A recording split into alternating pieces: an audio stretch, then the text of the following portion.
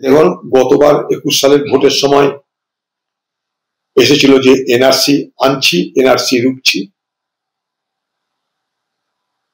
এবার আর এনআরসির বাজার নেই, এখন বাজার দখল করে নিয়েছে বাঙালিয়ানা।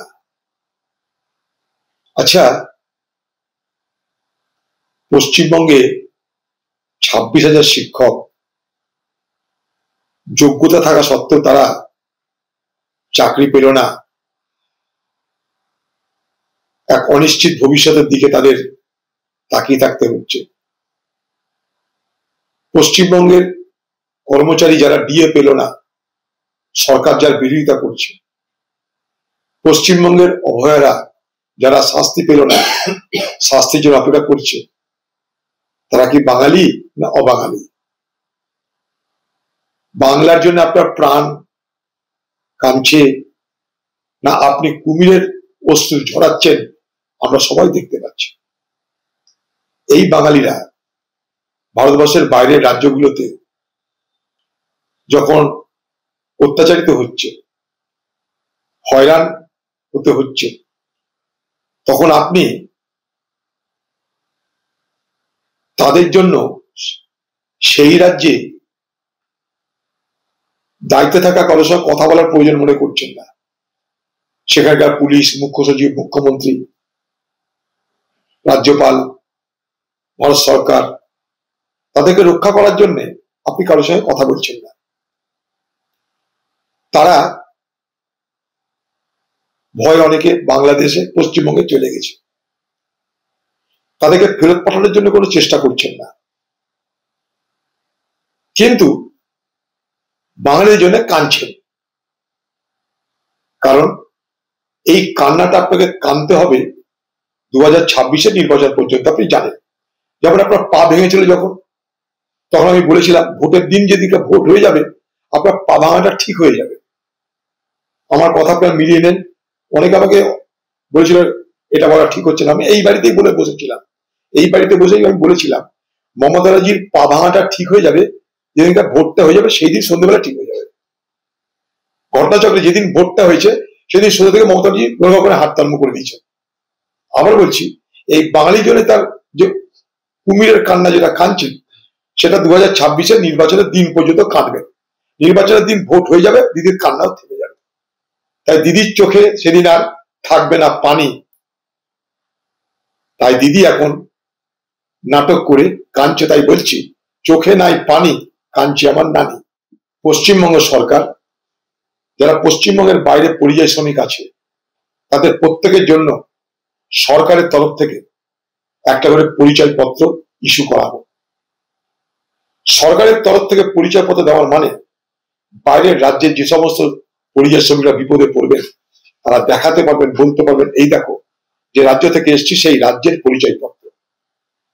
এটা নির্বাচনের পরিচয়পত্র নয়, রাজ্যের পরিচয়পত্র। এটা আমি সেই রাজ্যের যে বাসিন্দা, আমি যে কাজ করতে এসছি, সেখানকার রাজ্য জানে, সেই রাজ্য আমাকে বলছে তুমি যাও, তাই আমি এসছি। আপনার কি যাওয়ার দরকার থাকলে রাজ্যের কাছে জেনে নেবেন।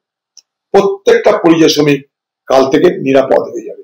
পশ্চিমবঙ্গের মুখ্যমন্ত্রীর দাবি আমার যে আপনি পশ্চিমবঙ্গের প্রত্যেকটা পরিযায়ী শ্রমিককে একটা করে আপনি পরিচয়পত্র প্রদান করবেন।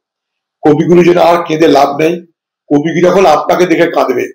কবিগুরু দেশে গিয়ে আপনি ফাটা কেষ্টকে দিয়ে তাকে কবিগুরু বানিয়ে দিচ্ছেন। কবিগুরু আপনাকে দেখে কাঁদবে না হাসবে, সেটা কবিগুরুই জানে। কবিগুরু অপমান করে লাভ নাই দিদি ভাই, বরং আপনি কবিগুরু যাদের কথা বলেছে সেই বাঙালিদেরকে রক্ষা করার জন্য চেষ্টা করুন।